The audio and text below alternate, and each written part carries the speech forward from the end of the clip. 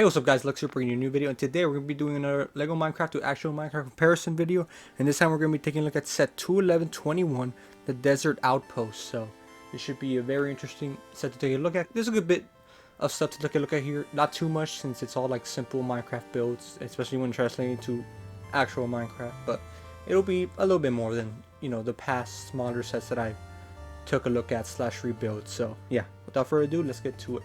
As always, we're going to start off with the minifigures, and first off, here we have Steve. Now this Steve, nothing special about him, literally nothing special about him, the same Steve we've been getting, the same Steve we'll probably always be getting unless they improve the arm printing, like as you can see in the actual Steve here. But yeah, typical Steve, comes with an iron sword, accessories, so that's nice, but besides that, nothing more to take a look at. Now up here, if we fly a little bit, in the actual game, you can see an Alex holding an iron pickaxe, has a iron helmet accessory, and you can't see it right now, but actually has a cookie in their inventory. Now this can be interchangeable between these two figures, so now I have the cookie, but again, it's interchangeable. I decided to give Alex the pickaxe and helmet. I have the sword and cookie. Doesn't really matter, just your personal preference. But yes, these are the two main character figures that are included in the set. Typical Steve, typical Alex. Moving on, here we got some more interesting mobs in my opinion, or figures I should say. Here we have two skeletons. One skeleton is the default skeleton with the bow accessory, nothing too special about them. They're a good army builder, so nothing to complain about there. But this one has actually an iron helmet and an iron chestplate accessory, along with whatever else a typical skeleton comes with. Now moving on to the last figure that it gets included in this set. The dog will turn around and look at me since I'm the one that tamed it. Oh, there he is. Yeah, it's a dog. You can tell because obviously it has a red collar, as well as the printing on the eyes has that little L shape instead of the flat eyes, which the flat eyes represent a wolf that isn't tamed. So yeah, there's a dog included as well. Now moving on to the actual build. So in the actual set, there's a little TNT cannon or device that actually has a piston behind it, and if you push it forward, it drops TNT, and that would make the ground activate and blow up all the sand down there, hence killing the skeletons. But I'm not doing it in Minecraft because that's a lot of rebuilding. But you guys get it. You guys get it. You saw the representation in Lego. Now to the left of these skeletons is actually a cactus. This is included in the actual set, obviously, or else I wouldn't include it here. But yeah, it's just a typical cactus build. It's the same cactus build they've been using from when they first introduced it to now, and it still works. It's a pretty good cactus build, so don't fix what isn't broken. But yeah, that's just something that's included. Everything that's elevated is pretty much what's included in the set, or part of the set, I mean, because past Minecraft sets were or used to be elevated. More recently, they're just flat tiles or plates now. Unless I call it out specifically, anything elevated will be actually part of the set. The rest is just part of the biome. Now, taking a look at the front of this fortress, as the set calls it, here we have the actual entrance and a bit of the wall.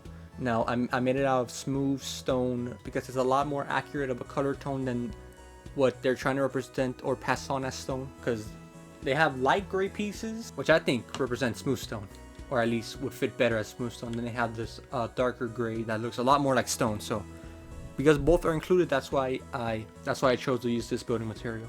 Moving up here, you actually see a TNT. Again, I went over it. Here on the left side, we can actually see a redstone torch as well, and the little smooth stone with a cobblestone wall pattern goes all along this left side of the tower that Alex is standing on. So that's pretty neat. A torch in the back. Just thought I'd point like the small things out. And if we move inside these doors, you can actually see the whole like wall pretty much is made out of the same pattern, using cobblestone walls and smooth stone.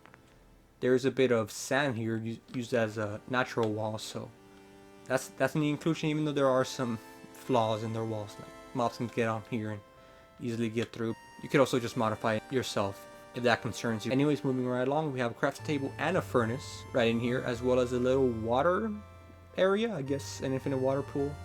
It's never bad to have in your house, so just a little area of water inside the base. Up here you can see ladders, which obviously you need to climb the tower, so that inclusion makes sense as well. Here we have the little like hut they have in the back.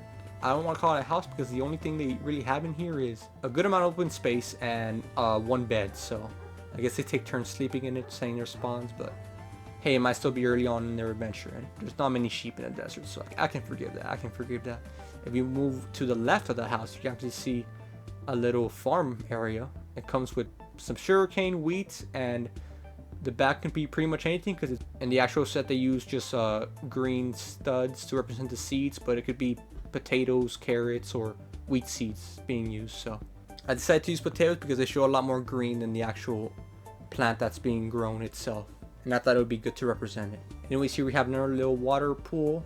They actually have a little water stream pouring into here, so I guess it's a little nice detail they added.